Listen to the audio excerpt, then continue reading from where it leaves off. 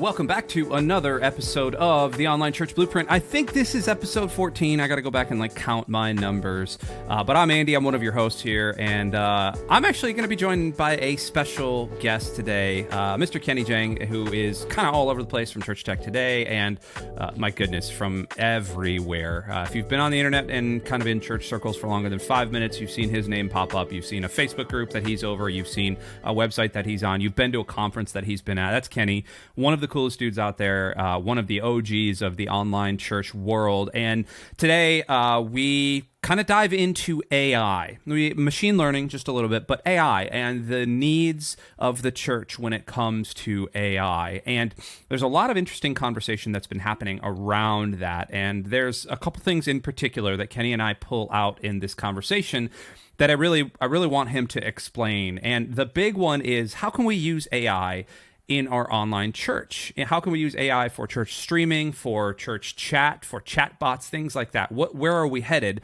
And then later on in the conversation, we start to talk about some of the things that he's working on, including some expo type stuff, some conferences and some things like that. It's a fascinating conversation. It's shorter than Mark and I usually are, and that's because Kenny and I talk real fast.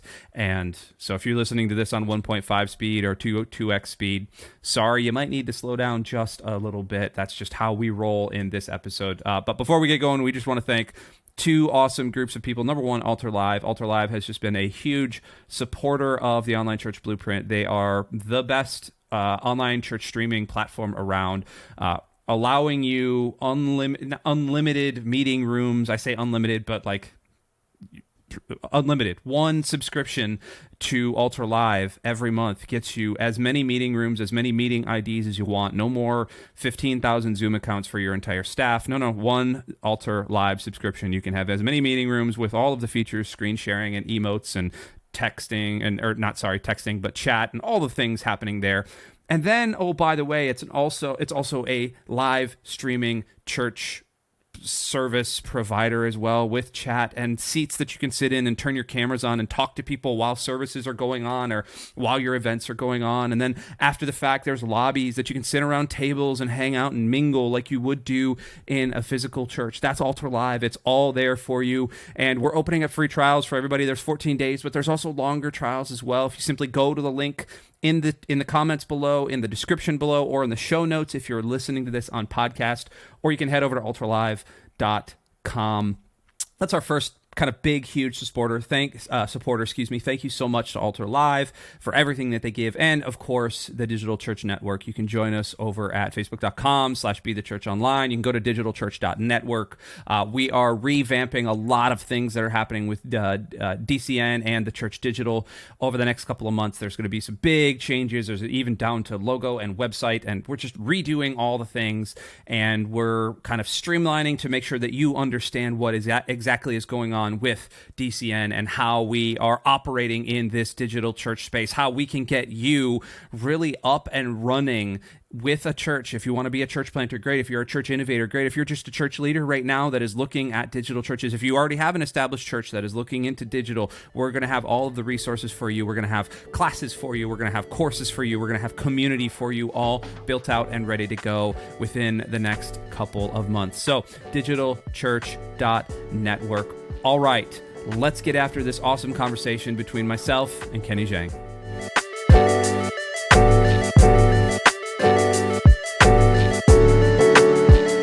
Well, welcome back to a very, very special episode of the Online Church Blueprint. And you'll see next to me, in that way, wherever I'm editing the video this week, you'll see next to me, that is not Mark Lutz of Lux Digital Church. That is our good friend Kenny Jahng, who is... Man, Kenny, you've been around for I feel like a million years, doing a lot of kind of church and tech, and you're one of those ubiquitous figures. How does it feel if I describe you as ubiquitous? Does that feel like I'm making fun of you or shaming you? It feels like I've been around. I always joke I'm about to die soon. I'm so freaking old in this whole space. I think someone on Twitter was building a list of church online pastors, and we were all trying to figure out the order that we came into being, which is basically, the discussion is literally just who was able to convince the lead pastor first Like, how convincing were you that you can get a title church online pastor, right? Like that's really what that list is about. How persuasive you are that you have an official title. Like back before COVID, that was called bilking the pastor. That was called making sure that you could just like draw a budget. After COVID, it became a completely different story. When did you go ahead? I mean, so anyway, I think I'm like number 18 or something like that on the list. Yeah. So back in the day, like I joke now, like back in the day, we were like always, whenever we talked about church online, you're always arguing with other people, especially other pastors, of like, you only pastor to imaginary people, virtual people, an imaginary church. And if it's not imaginary, it's always like your people are either then 40-year-olds in underwear in their parents' basement playing games all day, right? Like, it's like the least and the lost of society or whatever. Now, post-COVID, it's like Revenge of the Nerds. Yep. Like, we are back, right? Yep. And so we're the popular kids in class. And in a way, it's been a fun ride. But I think this whole AI thing is taking a similar turn in terms of there's so much pushback up front from a large segment. And then the different thing is that there's excitement. There's much more excitement. So this ride seems to be a much more fun-filled, jam-packed episode that we're going through right now. Well, so let's just dive right into it. Everybody will have heard my intro. I'm going to laud the praises of who Kenny is and kind of where you can find him all on the internet. So that's all out of the way. So I don't need to make you blush there. We're in an interesting season right now in the church, but I think in wider culture as well. What we knew as machine learning has turned into the buzzword of AI, for better or for worse. You know, you got a lot of kind of sweaty nerds arguing it out about, it's really machine learning, but yes. It's AI, like it's the whole thing. What kind of let's back up real quick. What's your experience so far with AI? Not even in the church, just overall. Yeah, it's so like AI's been all around us, right? And the thing that's changed is the Cliff Note version is this generative AI category that is now the media darling of our age. Is that machine learning, the Brainiac stuff, with a layer of natural language processing put on top of it. And that has changed everything. And it's been accessible to everybody, and it hits more than one vertical, all niches. It's widely available. So that's why you have, I think last month, over 2,000 AI startups, came to life in last month alone. And so that's great. But even before that, probably a year before ChatGPT Open AI came on the scene in November, a year and a half before, I was using some of those generative AI tools like Jasper, which used to be called Jarvis, is a great business-oriented long-form content AI. I was working with Grammarly. Many people know Grammarly. Mm-hmm. They don't know it's really AI, but that's a great use case of how AI can help improve our lives at work. And so I think even this last week alone for Grammarly alone, it gives you weekly reports. And I think it has helped me scan 175,000 words in this last week alone. And that's been the average. Highest is like 260 and the lowest is like 70,000 words. So I'm using generative AI tools to create a lot of content for this last year and a half, 2 years in particular. And it's like all of us in this innovation space. Like, you hear these new products and you got to try them out, right? It's trial after trial after trial, and trying out new tools out there. And then the thing that's been fun is that generative AI has gone multimodal on a consumer level, and multimodal just means ChatGPT and all these tools you put in text and then it comes out text. Multimodal means now you're talking text, images, audio, music, video can come in and come out. And so that has just been a game changer as well. And so it's been just very interesting to see on a personal basis, but also in a work basis, on all the different projects and ventures that I'm involved in. AI has been pervasive at this point. So, yeah. Does it freak you out a little bit, like the actual advancement that the OpenAI and consortium and all them have actually made in the past, let's say 8 months? I know it's been a couple of years that they've been going, and Microsoft poured a whole bunch of money into them, and Apple poured a whole bunch of money into them, and they kind of, does it freak you out a little bit? Yeah, I think so. I don't know if it's the word freak out. I think it's the other word of wonder. Like, It evokes what I think is the original definition of wonder, the core sense of wonder, or core sense of awe and awesome, of similar to when the internet first came on the scene. And so, like I said, I'm old. I'm going to die soon. You're young. You probably don't even remember a world without the internet. But like when the internet first came out, it was this sense of wonder and awe. Like this thing is amazing, and it exceeds all expectations. And there's continually spaces to discover what else can it do. And I think that's the same thing that's happening here. Now, in terms of some of the fear-based stuff, I think there's a lot of concern. The CEO of Microsoft recently was in an interview, and that was the question that was pitched to him. And he said, this was very interesting. He said that when we have been able to deal with the internet and social media in particular and how it is advanced, and I think as a general society and culture, we kind of all agree that social media is not necessarily a healthy thing, and it's probably more unhealthy than healthy. Especially for young people and all that kind of stuff. And in fact, I think one state has legislated against it now. Montana, so that type of stuff, it's kind of late in the game, right? Like we've all been, like the whole generation has been living on the screen 24/7. Who knows what the implications are? He said the difference here is that he's seeing those tough, hard questions being asked so early in the game of this innovation front.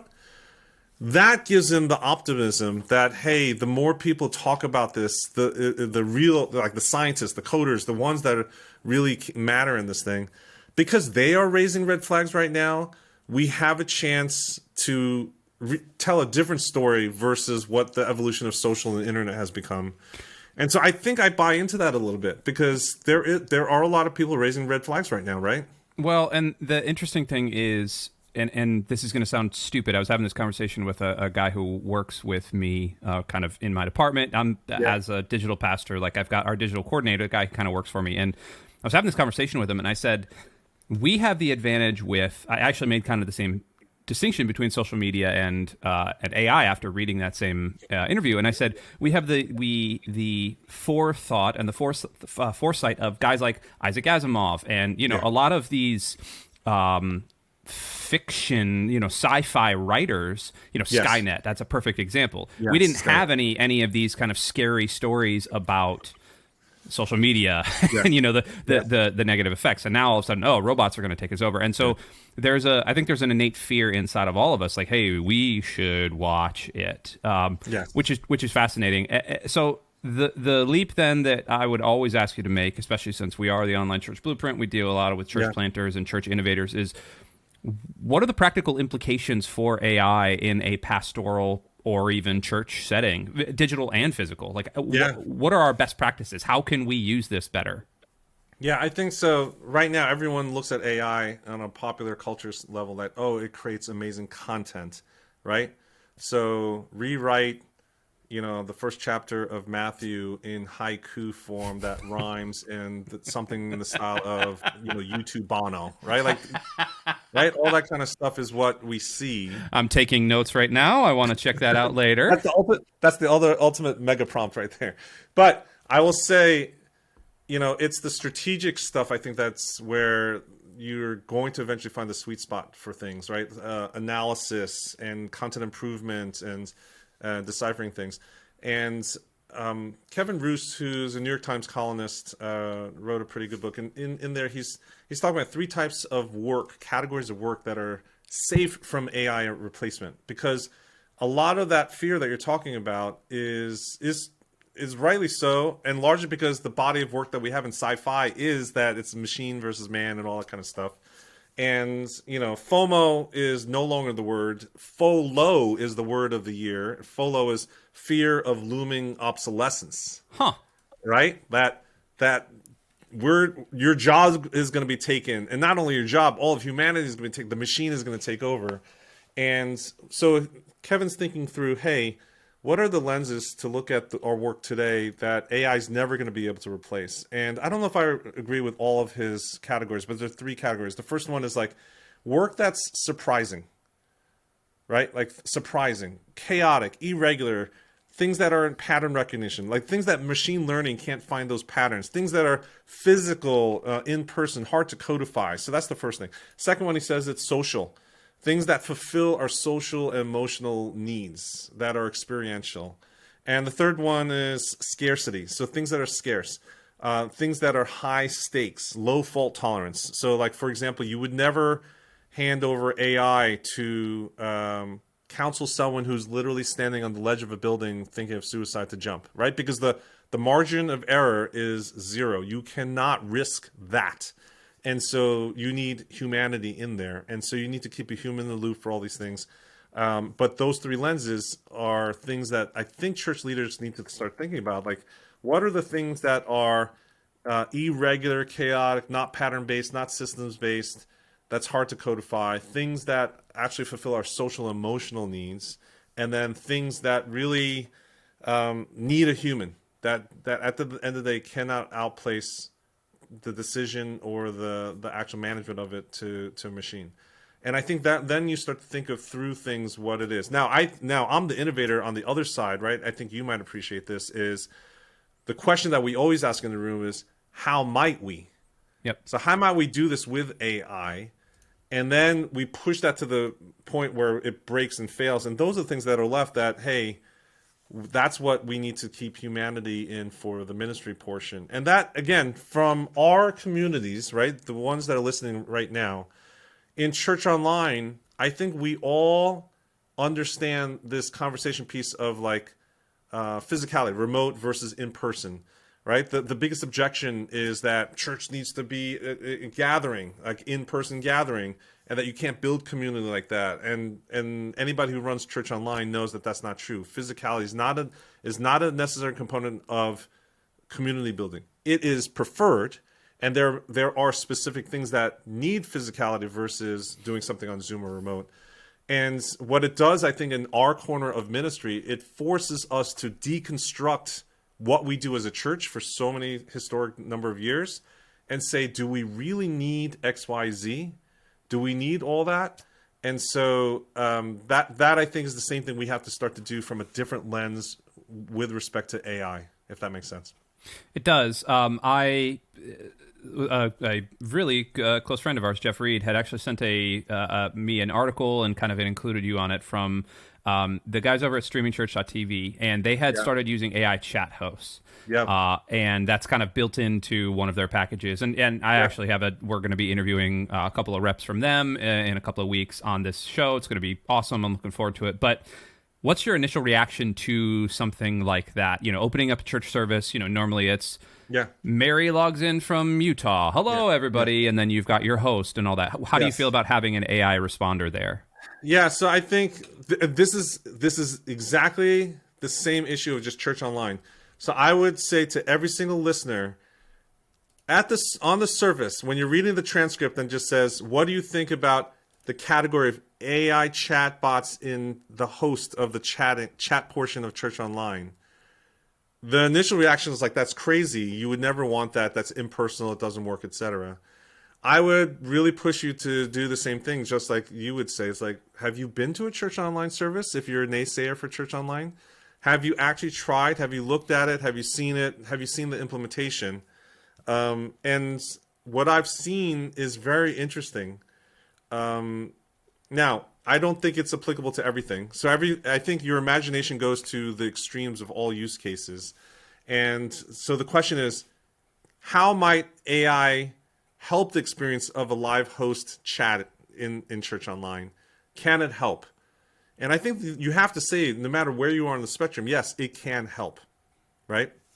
And so part of what they're doing, and the tool's developing, you're eventually going to be able to have, they currently train the chat host with your church details. So it knows where you're located, the name of the pastor, denomination, all that kind of stuff.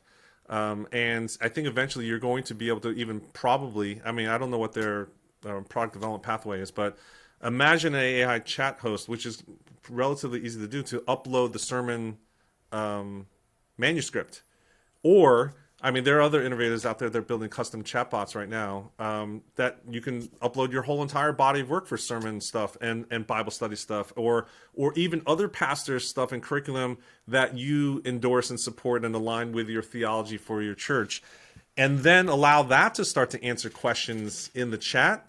I think there is a lot of potential for a robust thing. Now, on the plain surface, data-wise, and I'm sure they can show you what they showed me, it has significantly increased the actual engagement in the actual room. Like more than like one. It's not like just a doubling. It's like a couple times. And it's interesting if you actually look at the examples of what the chatbot is applying to. It's not even risky stuff at all. It seems to be. And I think they're running on GPT, OpenAI technology.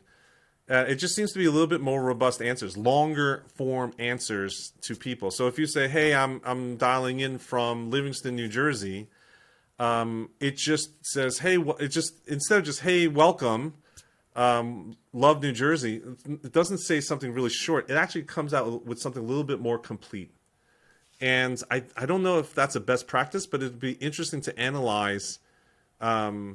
Whatever the source is, automated or not, what are the best practices? I don't actually, now that I think about it, as a church online pastor, I don't think there are any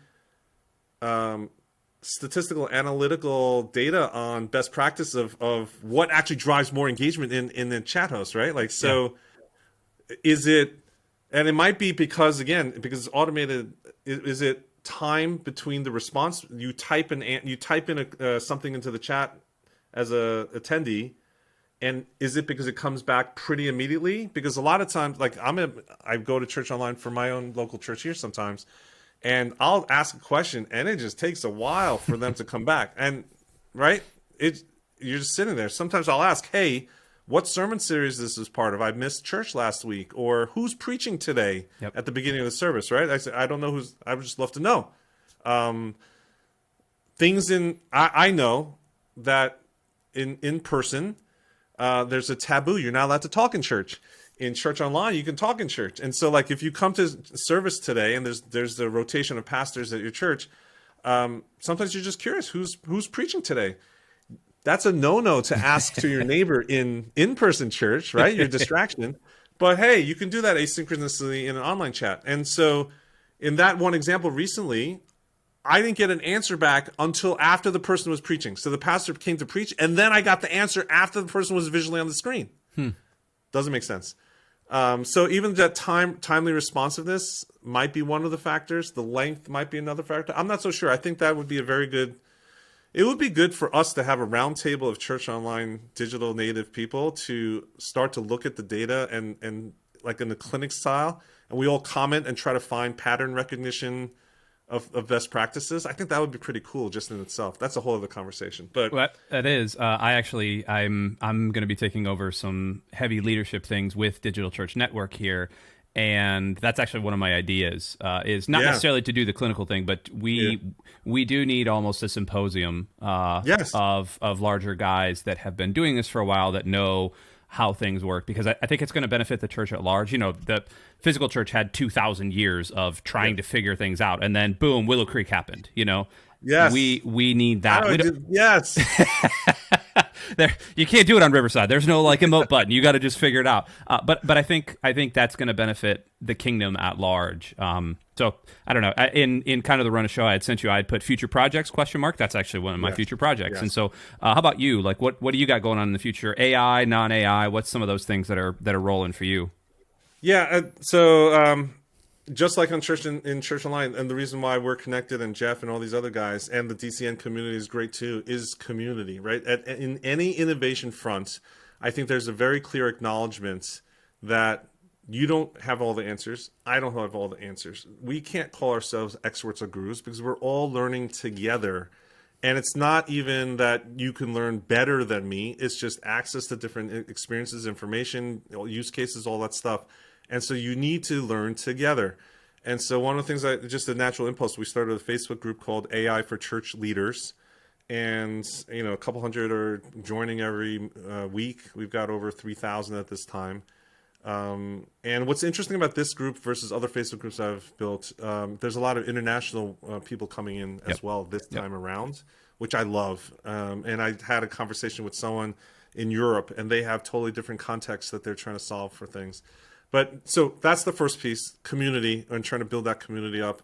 We're building a round table of innovators in the space. So like, for example, I'm getting a DM at least 2 or 3 times a week from people building startups.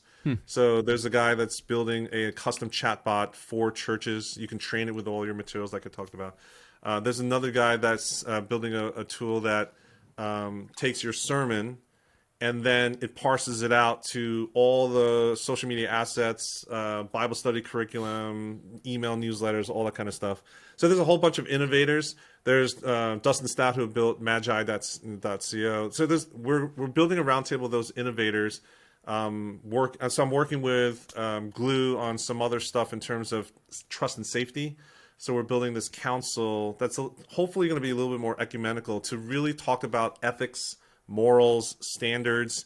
My dream is, can we come up with some standardized AI policy template that churches can opt into and say, hey, we subscribe to those standards that's commonly held by leaders across the church, right? And so that's another thing. And then, we're running online, we're building an expo, like a hub of a place of learning. So the first gathering is going to be June 27th. I don't know when this is going to air, but we're going to have multiple ongoing events online. So this first Discovery Expo, we have 40 different tutorial videos of screen share walkthroughs of using various tools, right? And just sharing, hey, this is what I'm building. This is how I'm building it. And if you watch me over the shoulder, maybe you'll learn something. You can adapt it, riff off of it, inspire you to do something else. And I think that's the best way to learn, is real practical examples. There's tons of AI stuff out there that's in the marketplace, but I think learning stuff that's in our own lane contextually for church and ministry, I think is a good one. And then separately, I'm traveling to, AI conferences that are in the marketplace. So in Silicon Valley, I went to one recently where OpenAI was there, and Stability AI was there, Microsoft was there, et cetera. Jasper was there. I'm going to another one, the Marketing AI, MyCon in July in Cleveland, which has a huge, and they've been going for like 6 or 7 years. If this isn't a fad.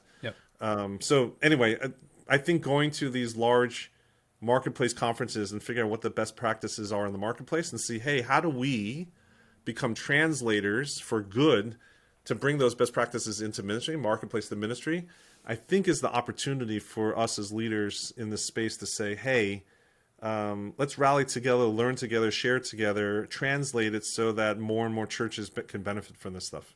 Well, and you made the relationship between the internet and digital church, and how the church on the whole was very slow to adapt that. And I think guys like you and guys like a lot of even the SBC, like, say what you will about the SBC, but they came out with that large treatise on AI coming out of the convention. Like, good for them. I don't want to talk about all the theological stuff that comes out of some of what they said, but that part in particular was kind of the first codified version of how can the church use this. That's incredibly And I was pleasantly surprised as a mainline denomination, right? Yep.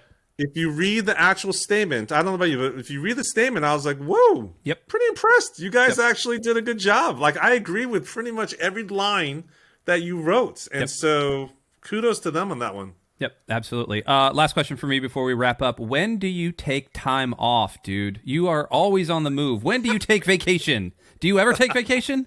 Goodness. Absolutely. I mean, my close friends say that I'm the guy that never works. I think for me, the best way to explain what I do is I'm an entrepreneur. And if you look at that lens, then you start to understand what it is. And that's my playtime, building things, connecting things. You'll find me at a lot of conferences because I like to be that connector. And for me, when other people have epiphanies and I see that happen, I think that's just the joy, right? Making those connections where people learn from each other has just been something that's been rewarding. And I think that's one of those things where, hey, how can we scale that? And again, I think this is the theme of the year and theme of life. I think the older you get, you realize everything's about relationships and everything is better together. So I love what you guys are doing at DCN. You're a gift to the kingdom, and it's just one of those things where, how do we, if there's a right place for a megaphone, right? We always say social media, stop using it as a megaphone to pick up the telephone. But if there's a right place for a megaphone, like, we need to turn up the dial on the megaphone for DCN and what you guys are doing in particular. Preach, Brother Kenny. Hey, man, thank you so much for being on the show. I super, super appreciate it. Absolutely, anytime.